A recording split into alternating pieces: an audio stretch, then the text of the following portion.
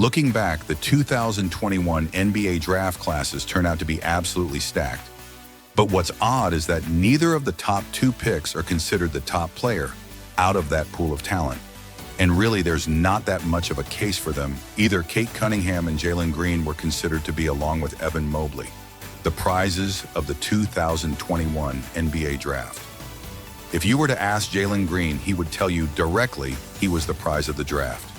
He made it clear on multiple occasions that he thought that he was the better player between him and Cade, claiming to feel insulted for being picked second behind Cade. You felt like you're the best prospect in this draft. How big has your chip been? It started at draft night when I got drafted number 2.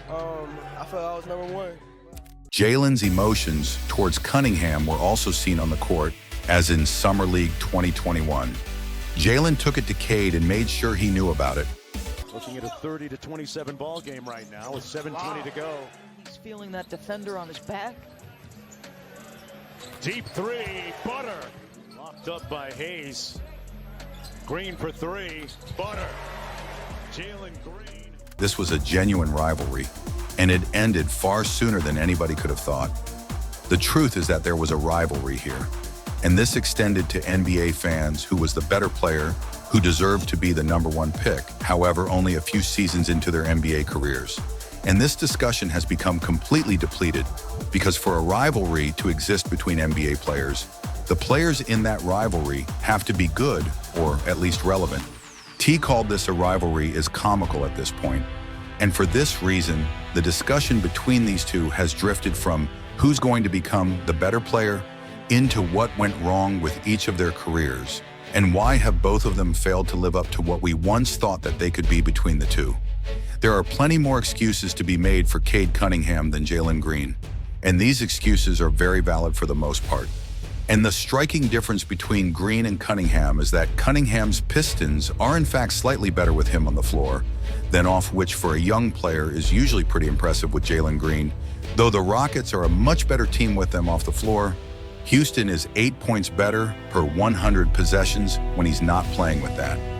Being said, this is not really anything impressive for a player like Cade Cunningham kid, cannot be compared to most young players at this point in his career, being a former number 1 pick with all the hype and expectations he entered the NBA with. You can't really praise him for barely uplifting far and away the worst team in the NBA. Under Cad's watch, the Pistons broke the record for the longest losing streak in a season in NBA history. Now, that wasn't entirely his fault, actually. It was barely his fault while players like Jalen Green and Ayan Moy are competing for teams that would be just fine without them. The Detroit Pistons, with or without their 22-year-old, are relatively speaking on track to becoming the worst team that NBA has ever seen. This doesn't only reflect in the team's record and virtually every important team metric. The Pistons are awful. This is obviously not an ideal scenario for a talented young player to play his best brand of basketball. Detroit ranks 29th in the NBA in throw percentage, as well as three-point attempts, and they're dead last in threes made without spacing. It's going to make things very difficult for any player to operate. And this is how it's been every year for Cunningham since he was drafted. And this negative effect obviously hasn't only impacted Cunningham. Saddiq Bey was thought of during his time in Detroit as being a very inefficient scorer that changed immediately when he was traded from Detroit to the Atlanta Hawks, as he's seen a significant increase in shooting percentage. The same thing can be said for Jeremy Grant and Kelly Olynyk, who also took a big hit in efficiency during their times in Detroit. And on top of this, we also have to mention that Cade missed almost an entire season of basketball last year, where he only played in 12 games, which probably held back his development.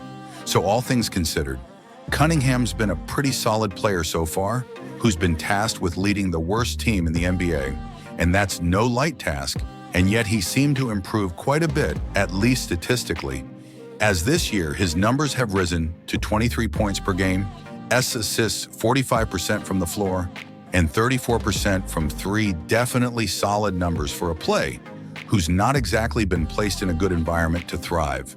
As if you were to look at only the numbers, Cade's season so far has been quite historic. Players at his age or younger to score at least 22 points per game. 7 assists on 44% shooting for a season include him, LCA Donick Pistons, Isaiah Thomas D, Rose, Oscar Robertson, and LeBron James additionally. Much of what flies under the radar with Cunningham is the leadership he provides to Detroit.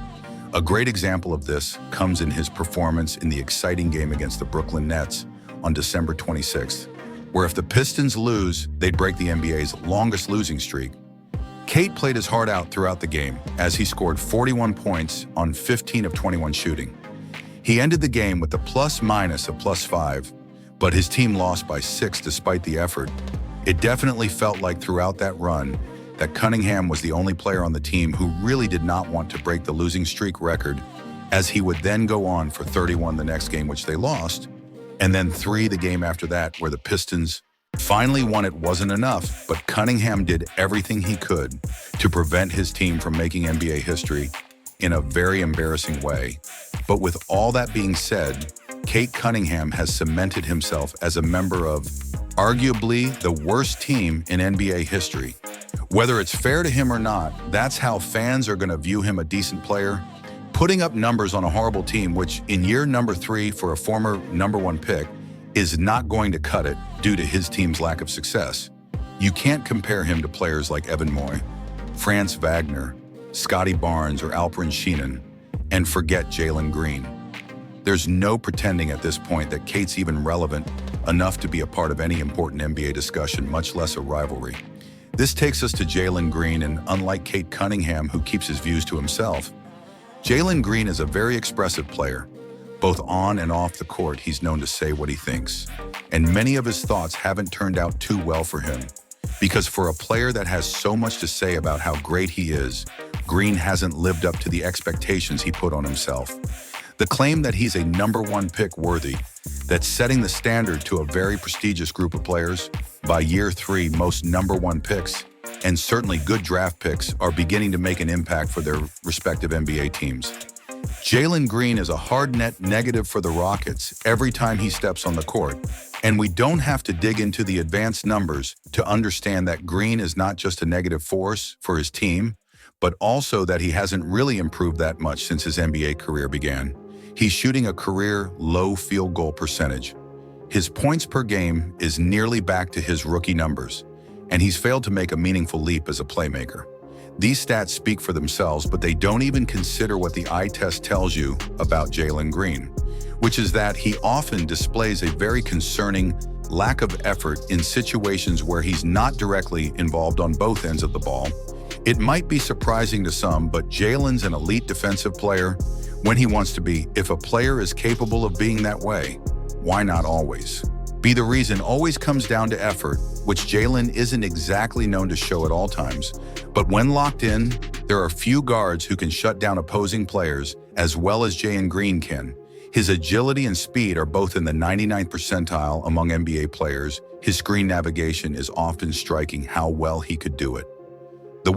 Jalen's best offensive season came in 2023, whereas the go-to player for the 3rd worst team in the NBA, he was only a slight net negative on the court. And really the only spike we saw in his numbers came in his field goal, attempts, and points per game.